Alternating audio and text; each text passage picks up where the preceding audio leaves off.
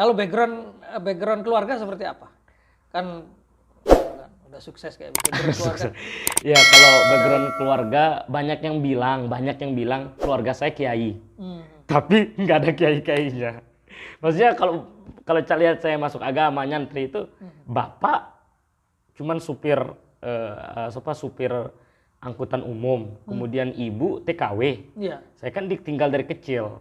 Ibu pulang, saya umur berapa tahun gitu. Saya kan lumayan lama untuk bisa manggil ibu. Saking lamanya saya ditinggal oleh ibu. Nggak kenal gitu. Nggak kenal, hanya bisa manggil bibi saat itu. Oh tapi kenal berarti. Kalau manggil bibi kan berarti kenal fisiknya kan? Enggak tahu siapa Itu dia. bisa manggil bibi itu Kan diajarin sama orang.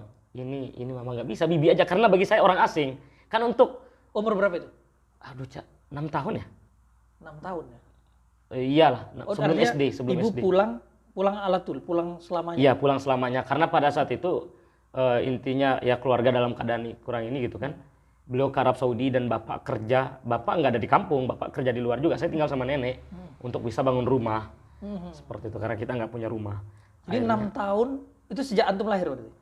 Iya, mungkin pernah pulang di umur-umur sebelum itu. Saya nggak tahu ya. Memori saya tidak merekam itu. Yang saya Enggak, rekam maksudnya kali aja ada cerita setelah itu. Ibu ini pulang enggak ya? Enggak pernah ada cerita itu. Cuman saya cuma menarik rekaman yang ada di memori saya itu. Ketika beliau pulang, saya manggil beliau bibi dan saya belum bisa nginap di sana. Di rumah itu sampai SD bahkan. Sampai SD kelas berapa gitu. Itu saya baru nginap di rumah. Bahkan sampai SD kelas 6 pun saya masih bolak-balik ke rumah nenek gitu. Belum bisa memanggil ibu. Belum bisa memanggil ibu. Kan kalau anak kecil diajarin ibu, masa nggak muncul sih kata-kata? Karena orang asing. Oh, karena orang asing. Gimana Bukan sih? karena tuh nggak bisa melafadzkan. Bukan karena saya nggak bisa melafazkan, asing. Gimana ya Ustadz ya? Susah sih saya ceritakan mungkin karena tuh kayak ini.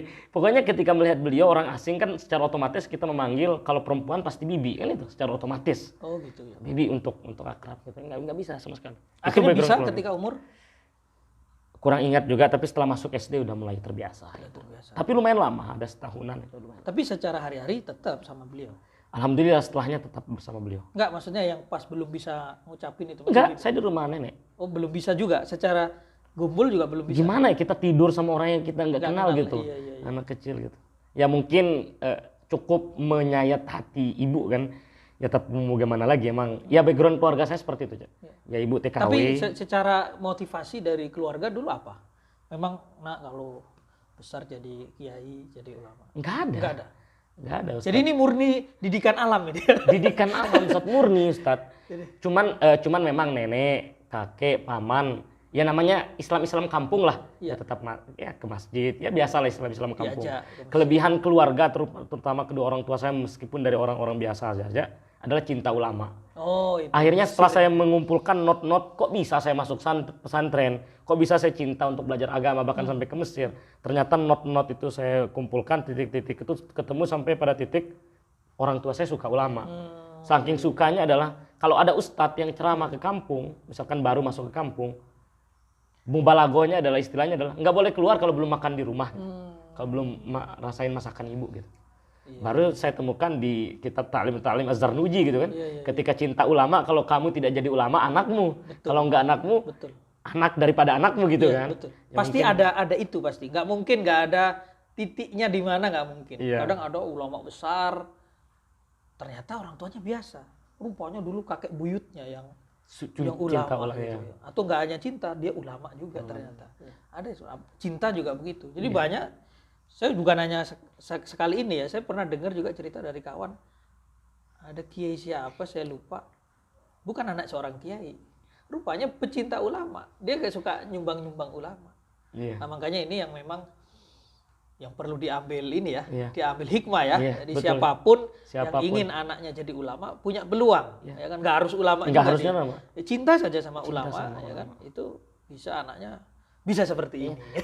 Dan maaf ya, misalnya saya juga sudah izin ke orang tua gitu. Kalau di Kairo sering sih diajak ngobrol tentang bagaimana background dan sebagainya. Saya bisa nggak katakan, bapak saya aja dulu pergi Jumat aja syukur. Makanya kalau kita korek dari segi agamanya, kita tarik dari segi pergi Jumat aja syukur gitu kan. Sampai saya masuk pesantren dan alhamdulillah baik dari kiai maupun satu-satu di pesantren tidak pernah lah meminta kita untuk menceramahi orang tua, nggak ada. Saya juga nggak pernah minta bapak saya untuk sholat enggak. Iya, iya, iya. Dan sekarang kerjanya di masjid terus kalah anaknya. Sekarang ini telepon sedikit agak maghrib, kita kadang ya udah ntar dulu Mbak, masih azan kan, kita telepon ntar dulu saya mau ke masjid, Mak. Iya. Lebih soleh ternyata sekarang. Iya, iya, iya. Karena memang apa ya? Ya memang setiap orang punya sejarah ya, dan titik balik setiap orang beda-beda ya. Dan saya percaya maksudnya iya memang background orang tua sangat menentukan karir ke depan anaknya atau dunia pendidikan anaknya. Tetapi tidak selamanya. Tidak selamanya. Dan saya maksudnya saya sendiri membuktikan itu gitu, tidak selamanya. Iya, iya, iya. Karena memang di hadis pun ada kan seorang sahabat itu yang ahli maksiat, ya kan? Sampai sahabat pun kesel gitu. Udah Rasul kita bunuh aja dia. Kata Rasulullah jangan, atau dilaknat kan sama sebagian sahabat dilaknat. Kata Rasulullah jangan dilaknat. Innahu yuhibbullah wa rasul. Dia itu cinta Allah dan Rasulnya. Itu kata Rasulullah. Jadi cinta itu nilainya luar biasa. Cintanya luar biasa. Makanya memang yang harus hati ya, itu kan urusan hati kan. Kalau hati kita benar, semuanya benar kan. Kalau hati kita salah, semuanya jadi salah. Rusak, semuanya jadi rusak. Makanya itu titik poinnya tadi, cinta tadi itu. Cinta ulama itu paling penting itu. Padahal nggak pergi, kalau ada ulama pergi ke kampung itu, nggak pergi dengar ceramah itu. Ibu saya kadang masak di dapur. Nah ulama, si ustadz misalkan keluar dari masjid, dikasih makan, ataupun dibekali gitu. Padahal dia nggak pergi juga ke masjid gitu kan. Iya. Nah memang juga, itu mungkin kekuatan cinta tadi. Kekuatan cinta. Memang agama ini kan, kata para masyayikh kita kan memang agama hub, ya, agama cinta memang. Kalau kita sama ulama nggak cinta ya, gimana? Ya khawatirnya anak kita itu juga pasti nggak ulama. Gitu. Iya. Dan ada sebagian saya pernah dengar dari sebagian asatid itu ya. Jadi kalau ingin punya anak ulama itu nggak harus keluar dari rahim kita. Termasuk orang-orang yang mau belajar itu kita biayain. Kalau dia jadi ulama, maka itu juga bermanfaat bagi kita. Gitu. Kalau nggak salah itu ucapannya Bu Yayah ya, kalau nggak salah ya gitu. Jadi anak itu nggak harus dari rahim kita. Jadi mana kelihatan orang putus sekolah atau apa di pesantren, support saja dananya. Kalau dia nanti jadi ulama, ya darahnya mengalir di dia kan hasil support kita. Dan ini sebenarnya ibadahnya orang-orang kaya ini. Yang kelebihan duit itu cari orang-orang yang mau belajar agama dibiayain. Kemudian kalau orientasinya duit Ustadz ya, maksudnya kalau Ustadz dengar dari background orang tua saya kan TKW, kemudian supir, ya boro-boro bisa ke Mesir, Ustadz bisa lulus sekolah anaknya sampai SMA aja. Tapi Bapak juga cerita, beliau merasakan keanehan yang luar biasa. Oh begitu. Ketika saya masuk pesantren, minha itulah ya tasib, ada aja uang itu. Uang untuk membiayakan saya. Dan saya tidak pernah susah di pesantren, Ustadz. Iya. Bahkan sampai Mesir. Iya benar nggak saya sekolah ke Mesir, banyak loh biayanya. Bismillah katanya. Bapak saya itu emang ibadahnya biasa-biasa. Tawakalnya Masya Allah. Udah jalan aja dulu gitu. Atau mungkin pernah ngaji juga mungkin sama yang tawakal tadi itu. Belajarnya dari siapa itu? Bapak. Apakah udah di jalan aja belajarnya? Jalan aja, dari jalan gitu. Jadi prinsip Bapak itu sih menurut saya, kalau kita lihat data ataupun ini secara zohirnya tidak baik gitu. Karena beliau berprinsip uang yang ada sekarang ya uang untuk dimakan sekarang. Ya udah besok kita cari lagi gitu. Jadi itu prinsip beliau kan. Yang mana itu ya tidak baik lah, harusnya menabung dan sebagainya. Tapi itu gaya hidup orang tua dan merasakan futuh daripada rezeki. Setelah saya masuk pesantren, saya makin mendalami agama, rezeki semakin dibuka, Bapak semakin ini. Rezeki entah dari mana. Sampai bisa belajar bahasa Inggris juga ya? Saya di Pare juga belajar bahasa Inggris kelas 2 MTS. 7 bulan. 7 bulan ya. Luar biasa ya. Dari Sumbawa menguasai bahasa Inggris, menguasai bahasa Arab, bahasa apa lagi nih sebentar lagi? Bahasa Korea kayaknya sekarang yang lagi hip-hipnya kan. Iya, itu aja kalau ditanya background keluarga, ya saya tidak malu untuk mengatakan bukan hanya biasa-biasa saja, mungkin lebih daripada biasa-biasa saja gitu. Iya. Jadi sangat tidak. Ya bayangkan under biasa-biasa. Under biasa-biasa saja, apalah istilahnya kan kita nggak tahu lagi gitu. Nah makanya. Tapi banyak juga loh yang kemarin sempat heboh juga yang siapa perempuan itu yang ke Inggris apa beasiswa itu yang tukang becak itu kan. Tukang becak, iya kan? Biasa-biasa aja. Kelihatan orang tuanya kan biasa tapi anaknya luar biasa. Kalau dibilang karena antum sebagai anaknya semangat, saya melihat diri saya biasa-biasa saja juga Ustaz. Ya, kalau menurut hemat saya mungkin keinginan orang tua sih, meskipun tidak terucap ya. Keinginan orang tua. Saya punya kawan itu mengatakan begini, kalau saya, ini kawan saya ya, tapi saya setuju.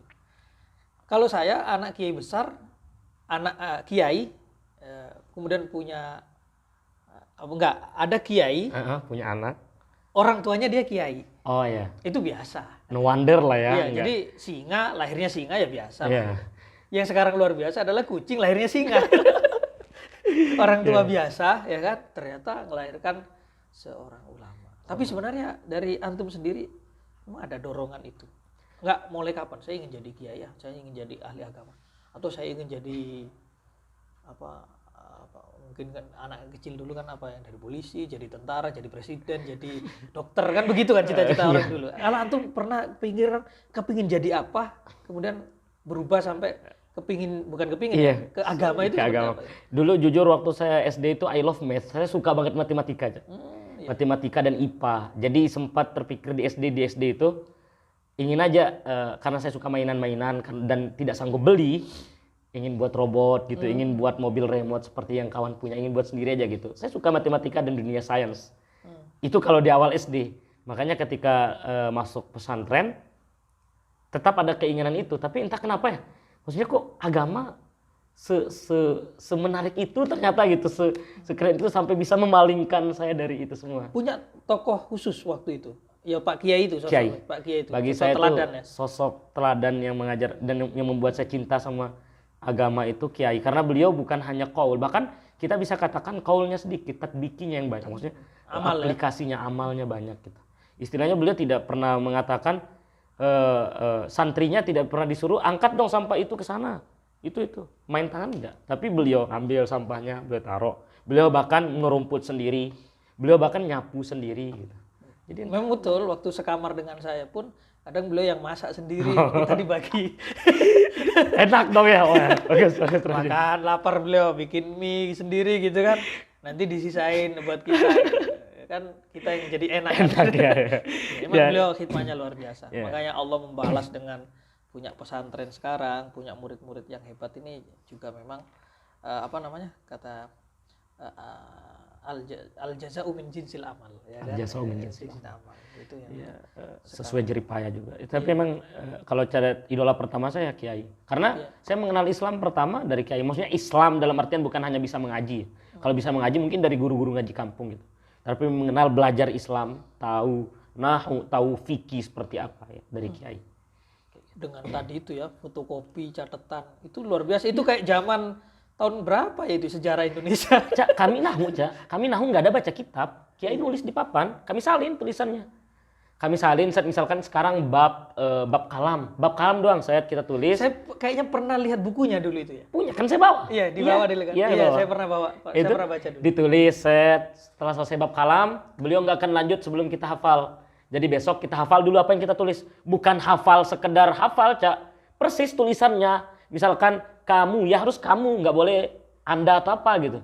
Maksudnya emang harus hafal sedemikian rupa sesuai kitab. Jadi ketika selesai bab nahwu semua satu kitabnya juga itu kita hafal. Satu bukunya itu kita hafal. Jadi itu metodenya nulis ya. Bukan lagi fotokopi. Tapi itu karena memang susahnya akses kitab, apa memang metode Kiai yang nggak mau ngasih kitab? Pertama susahnya akses kitab. Susah, akhirnya beliau mencari solusi kan. Salah satu solusinya seperti itu.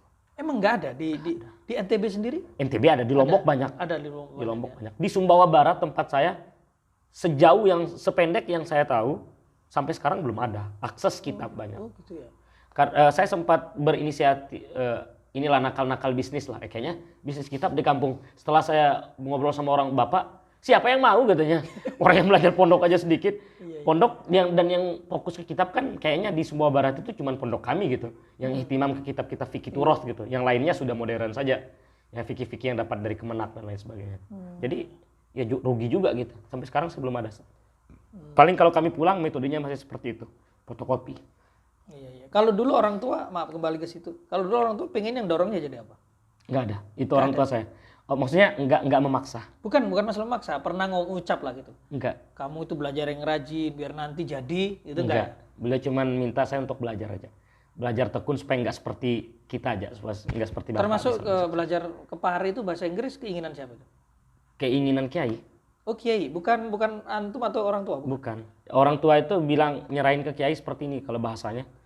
Kiai silakan tentuin untuk Rifki ini apapun sekolahnya mau kemana. Insya Allah kami akan biayain. Karena kan Itu saya melihat udulnya orang tua, mungkin orang tua saya nggak berpendidikan tinggi ya, tapi mereka ngerti konsep bahwasanya segala sesuatu itu dikembalikan ke ahlinya gitu. Ya orang tua saya ngerti apa sih tukang supir sama TKW, ngerti apa tentang dunia ini gitu kan. Ya udah ngasih aja ke kiai. Nah itu juga poinnya sebenarnya, bukan hanya cinta ulama tapi pasrah kepada guru tadi. Iya. Banyak saya lihat memang kenapa sebagian anak itu tidak berhasil karena faktor orang tua juga yang tidak terlalu pasrah ke gurunya, ke kiainya. Sudahlah nggak pasrah, ya kan? Kemudian tidak begitu menghormati sama gurunya. Ya, susah kan? Iya. Kalau kita lihat dulu orang tua kita kenapa banyak yang sukses dan lain sebagainya karena orang tua ini. Bahkan kita dipukul sama ustadz pun, sama kiai pun nggak pernah kita ngadu ke orang tua. Orang tua dipukul lagi sama orang tua. Kalau sekarang enggak. Sekarang anak santri sekarang kita pukul, dia ngadu ham. Itu yang menurut saya sudah mulai berkurang ini. Cak ngerasain nggak? Pasti ngerasain lah. Kita kalau ke guru ngaji bawa beras, bawa telur, sama bawa minyak. Ya. Di kampung kami kayak gitu. Ya. Itu bentuk pasrahnya dalam artian ini semua kebutuhan Bapak, silakan penuhi kebutuhan anak saya dari segi ilmunya. Saya melihat kedua orang tua saya dalam dunia pendidikan melihat seperti itu. Yang penting anaknya sekolah, mau sekolah apa aja terserah. Nah dari situlah malah saya bersyukur awalnya lah kasihan, maksudnya kok orang tua saya bukan dari kiai atau bukan dari intelek dan lain sebagainya. Kayaknya enak ya punya anak. Ternyata Ustaz, dengan punya orang tua yang membebaskan seperti itu, kita sebagai anak bebas memilih. Kalau pas betul kayak begini, ada anak yang bebas malah nggak karu-karuan kan? Oh ya juga sih. Tergantung orangnya juga itu. Karena apa? Kepikiran saya ada anak yang dia memang orang tuanya luar biasa, kemudian orang tuanya menginginkan anaknya seperti itu. Banyak. Malah nggak jadi. Karena dipaksa keinginan orang tua. Kalau orang tua saya nggak ada. Malah nggak jadi. Kemudian bisa juga akhirnya terjadi pertengkaran karena beda pikiran antara dia dengan orang tuanya. Itu banyak terjadi. Makanya yang pas itu memang orang tua itu kalau menurut saya ya jadi sekedar ngarahkan. Kemudian minatnya anak kemana didukung, asal positif. Kalau negatif baru itu dilarang. Karena kalau sesuai keinginan kita dan dia nggak bakat di situ, dia yang kasihan anaknya. Dia. Pasti nggak jadi. Kedua kalau dia nggak jadi, dia nyalain orang tuanya. Ini gara-gara orang tua saya, itu bahaya juga. Itu sih nggak ada seperti yang saya bilang belajar rajin supaya jadi, nggak ada. Nggak ada itu ya. Ya belajar rajin aja dan ikut kata kiai, ikut di Surabaya. Itu waktu ke Parin 6 bulan itu sekolahnya gimana dong? Dapat karena itu kebijakan dari pesantren. Saya saat itu kelas 2 MTS. Saya lulus S1 aja segini besar badan saya. Bayangkan saya kelas 2 MTS. Sudah terbayang lah kecilnya seperti apa dan krempengnya seperti apa. Orang tua nangis sebenarnya gitu. Ibu sih lebih tepatnya, kalau bapak lebih ayo karena ini disuruh kiai dan ini bahasa Inggris, ayo jalan gitu. Akhirnya Yai ngumpulin guru-guru dan kepala sekolah mengizinkan kami untuk pergi 1 semester. Kami ini sendiri apa? Ada 5 orang lainnya, tapi saya yang MTS sendiri. Sisanya itu Alia dan yang sudah lulus. 2-nya sudah lulus. 6 total. 6 orang. Ya 6.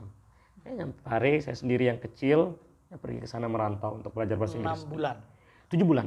1 bulannya pre-BEC. Memang disuruh sampai tuntas itu. Sampai tuntas. Karena satu-satunya kan ada nama kursusnya BEC, Basic English Course. Yeah. Kalau di kursus-kursus yang lain kita bisa milih 1 bulan, program 2 bulan, nggak bisa.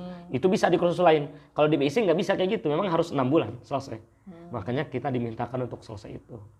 Tujuannya apa waktu itu di dalam benak Pak Kiai itu? Untuk kembali ngajarkan ke teman-teman supaya ada generasi-generasi yang bisa bahasa Inggris gitu. Dan itu memang jalan program itu. Semoga itu bukan menjadi dosa bagi kami juga yang pergi gitu ya. Ya semenjak kami ada di sana jalan, ada pesantren. Setelah kami keluar dari pesantren masih jalan beberapa program. Tapi akhir-akhir ini saya dengar mulai bangkit lagi. Soalnya sempat redup ketika saya di Mesir dan beberapa kawan-kawan saya yang seperjuangan di Pare itu masih di Jakarta. Nah sempat redup, tapi nggak hilangnya, masih ada programnya tapi redup. Nah ketika ustadz-ustadz ini yang ada di UIN selesai dan kembali, nah udah bangkit lagi. Karena tujuan beliau adalah ya tadi 3 bahasa di dalam pesantren, bahasa Inggris, Arab itu sama Indonesia. Sebenarnya lebih mudah mana sih Inggris sama Arab? Inggris. 7 bulan saya siap Ustadz Dayat tes saya apapun itu. Gitu. Kalau bahasa Arab? Bahasa Arab 7 tahun saya Cak. Mas, bahkan sudah lulus Azhar ini. Apa kitabnya dulu ini? Masih ragu. Bahkan lulus Azhar ini. Ya gitu kan. Belumlah balagonya, makna warul bahasa Inggris 7 bulan selesai Ustadz. Apalagi yang kita mau. Iya. Karena mungkin bahasa cuma di kulit aja cukup ya. Kalau bahasa Arab kan ada dagingnya ya. Ada tulangnya juga. Saya kira itu dulu bahasa baca syarah dahlan dulu Ustaz. Iya. Di atas jurmiyah, syarah jurmiyah itu. Itu udah mantap, apanya. Enggak ada. Bahkan Alfiya Ibnu Malik ada alfiah lainnya juga ternyata kan di Mesir kita temuin. Udahlah, berarti memang bahasa Arab ini enggak akan selesai. Itu berarti menunjukkan betapa produktifnya ulama Islam ya. Iya. Ada matan, syarah, hasyiyah, takrirat. Waduh, udah banyak itu udah. Naket. Udah satu fan tersendiri itu pun ada hasyiyah ini. Ya, contoh misalkan matan Abi Suja itu berapa ya mensyarah? Hasyiyahnya banyak sekali gitu. Betul. Bahkan nahu saya nggak kebayang ada nahu kulub istilahnya, nahu tasawuf. Oh iya, Maksudnya pada saat di pesantren ini udah nahu akaidah bahasa gitu. Ya udahlah berarti emang harus belajar minal mahdi ilal lahdi nih mau nggak mau. Kalau nurutin itu nggak pulang-pulang. Oh ya kembali lagi kayak tadi.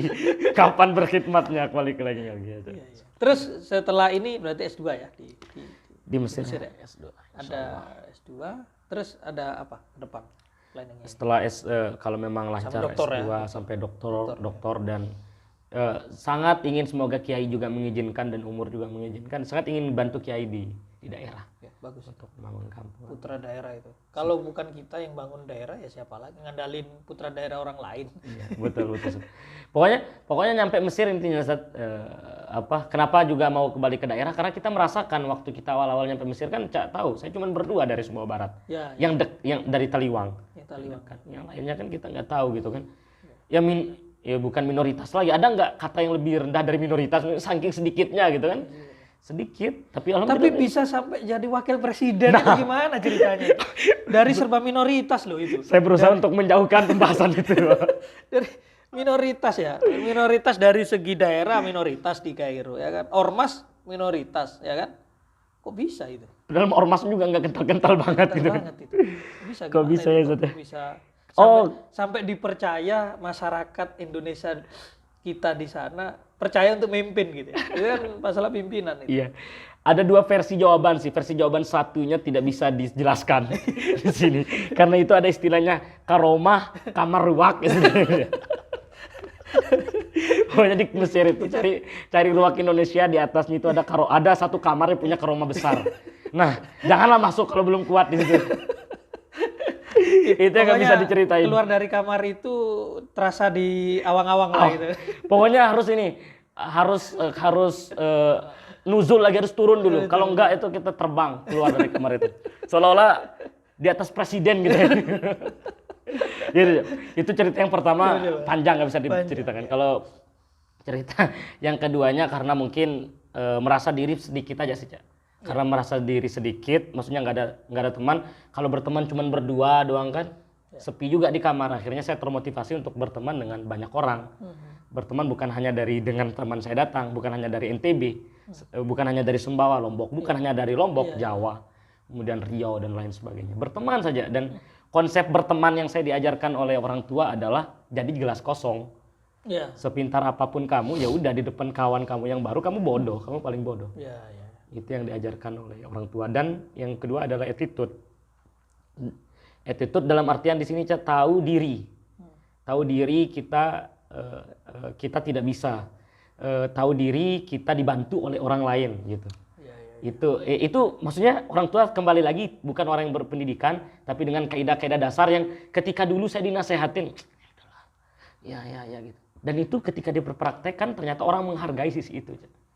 Jadi itu berkawan dengan itu orang. Kalau nggak salah itu dimulai dulu dari senat ya? Senat ya. Nah itu lucu juga kan senat. Saya kan dari tadi minoritas. Karena berkawan dengan Ustadz Zain, terus ada salah satu senior di sana orang Lombok. Beliau punya kawan ketua senat saat itu yaitu Arif Mugni namanya, pernah jadi presiden. Beliau ketua senat Usuluddin. Nah beliau minta Ustadz Zain nyari orang untuk masuk ke kabinet. Ya udah Ustadz Zain tawarin saya tidak masuk. Itu kan itu silsilahnya perkawanan itu. Masuk ke lingkaran senat yang dulunya ada di lingkaran Lombok, masuk ke lingkaran senat yang lebih luas dari berbagai daerah dan lebih dinamikanya lebih banyak gitu kan. Masuk senat setelah jadi kabinet biasa kata Oh itu nggak langsung jadi ketua ya? enggak, jadi Oh, kabinet jadi biasa. kabinet biasa dulu. Jadi anggota bahkan bukan menjadi koor. Oh iya. Tapi tadi kembali lagi berkawan, Jak. Saya suka menjadi badut gitu. Pergaulan ya. Ya. Dan di pergaulan itu bukan yang keren saja, bukan yang keren ya, tapi jadi badutnya. Jadi diketawainnya gitu. Iya.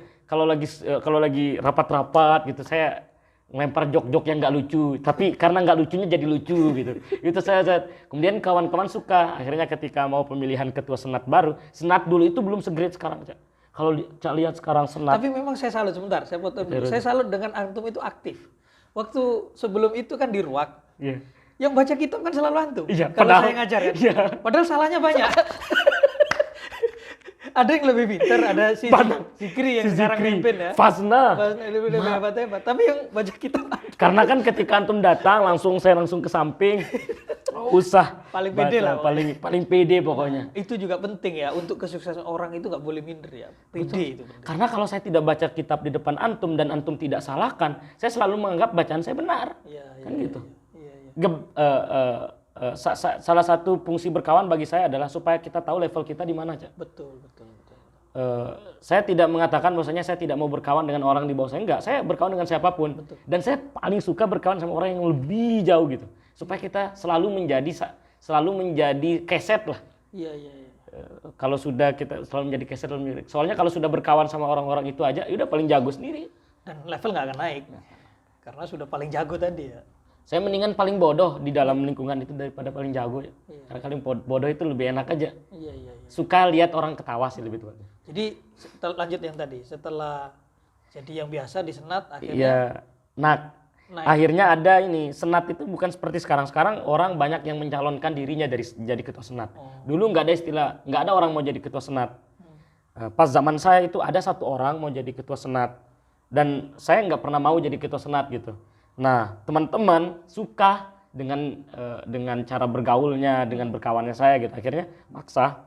Akhirnya semua senior-senior senat kumpul bilang ke saya, "Ayolah jadi ketua senat" gitu dan lain sebagainya. Saya mencari alasan supaya saya tidak naik ketua senat. Yang saya hubungi pertama adalah orang tua mendorong. Nah, yang memungkinkan menolak saya menjadi ketua senat satu yaitu kiai. Saya cerita, "Kiai, kalau menjadi ketua senat saya kayak gini, nggak bisa belajar dan sebagainya." Ternyata respon kiai sebaliknya, "Jadi ketua senat," katanya. Ambil. Ya udah, dari situ saya menjadi ketua senat. Iya. Setelah jadi ketua senat, aktif di senat, yang ngikutin lah. Saya banyak cerita dulu waktu sama Dicakan, saya ngikutin. Nah, setelah jadi ketua senat, saya sudah mau melepas organisasi, mau fokus kembali ke Ruak saat itu. Tapi ditawarkan jadi wakil gubernur NTB Mesir, teman-teman dari NTB lah di Mesir gitu kan. Jadi wakil gubernur, saya juga kan curhat ke Cak bagaimana potensi dan lain sebagainya. Saya berharap penolakan dari Cak, tapi tipe antum kan bukan memberi penolakan, tetapi memberi kedua sudut pandang. Kalau antum jadi seperti ini, kalau antum tidak jadi seperti itu, keren Cak, tapi bagi kami yang mendapatkan bingung. Soalnya semua argumennya sama-sama bagus Cak. Mana lagi ini? Itu antum saking objektifnya itu nggak ada muyulnya kemana. Kan biasanya orang di akhir mengatakan, tapi alangkah. Kan antum memberikan keduanya seolah-olah sama-sama baik gitu. Ini saya potong dulu. Ada beberapa waktu lalu, antum kenal lah orang ya, karena juga direktur Ruak dulu. Iya, oke. Dia ceritanya mau nikah ya kan, mau nikah, curhat ke saya. Dia sudah punya calon di Malang ya kan, sudah punya calon yang memang sudah mau diserius. Udah serius sebenarnya. Ketika dia ada di Jakarta, ketemu yang lain.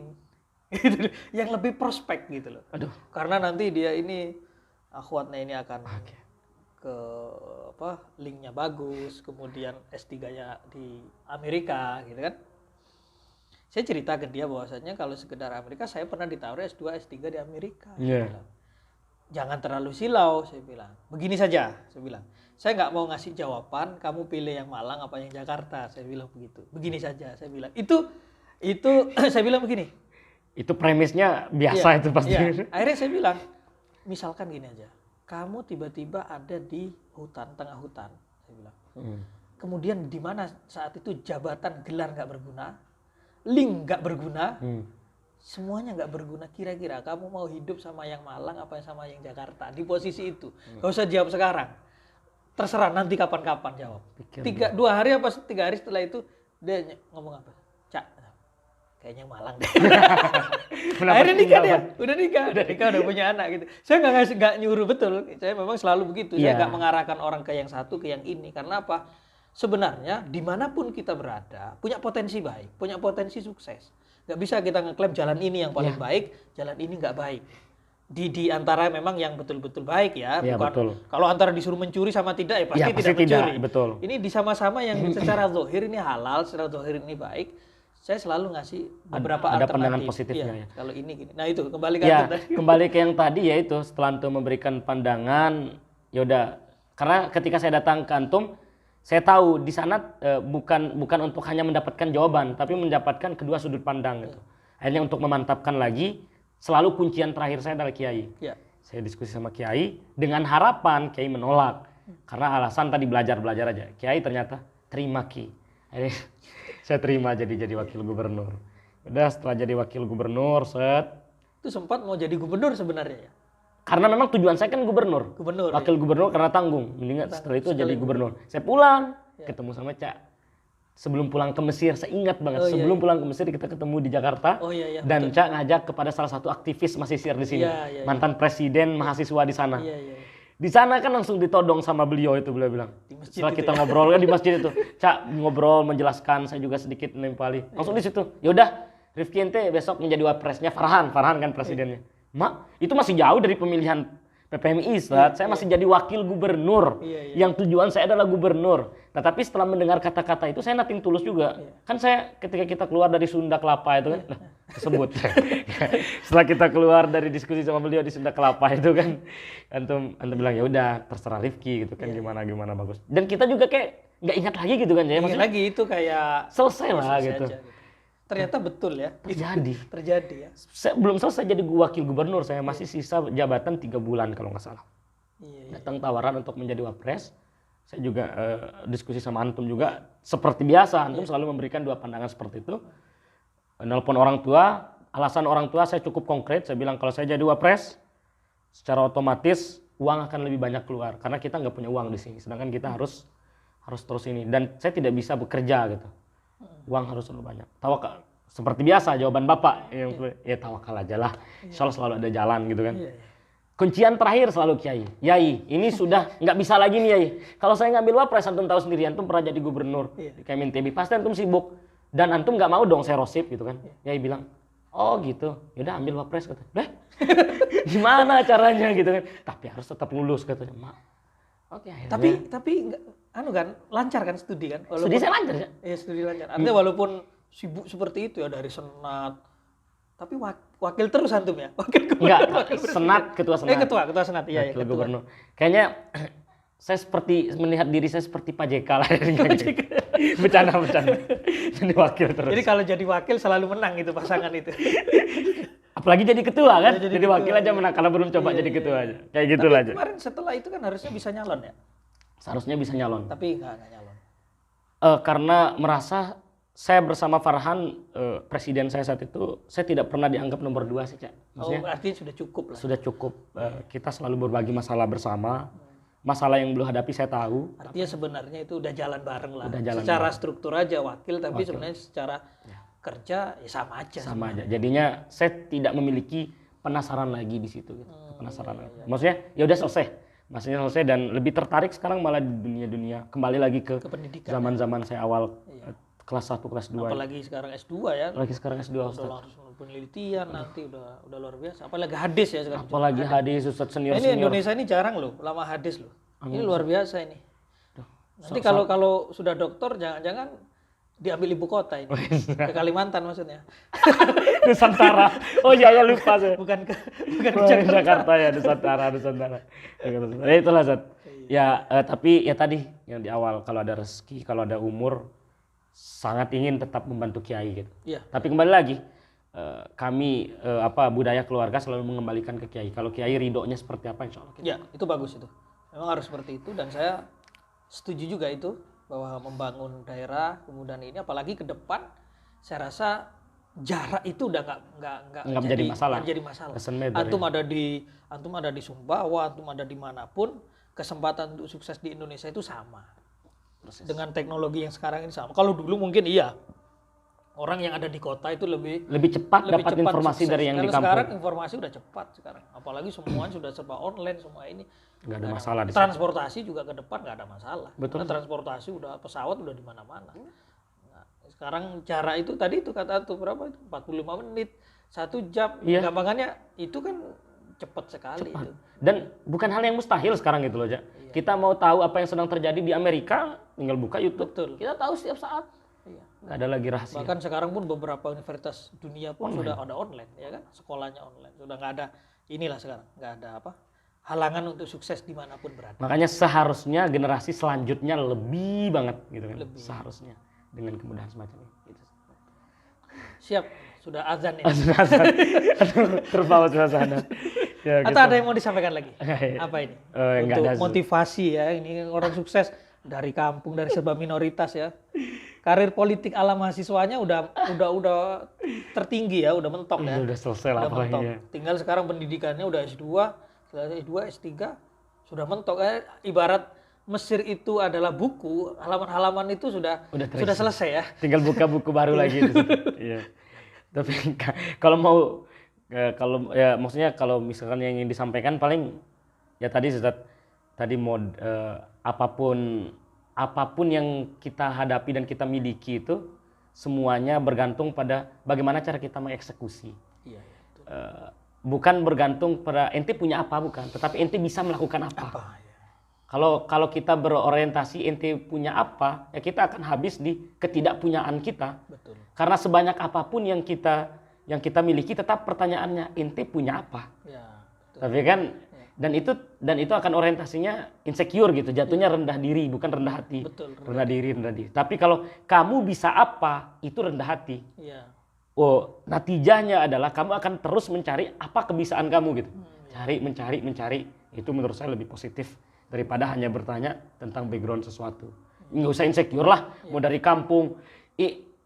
Saya kurang kampung apalah, nggak ada kampung lagi. Ayo siapa yang mengaku kampung ayo. Kita adu-aduan kampung lah Kampung gitu kan. mana? Ya, kalau ada kesempatan lain biar saya ceritakan sekampung apalah tempat saya tinggal gitu kan. Intinya adalah nggak ada alasan untuk tidak bisa maju gitu. Yang penting ada mau dan tadi keikhlasan orang tua, doa orang tua dan guru itu yang utama. Guru ya. Hal yang tidak bisa dilupakan guru. Gitu sih Ustaz. Alhamdulillah, terima kasih nih atas kisah-kisah inspirasi nih. Semoga bisa menginspirasi yang lain ya. Amin.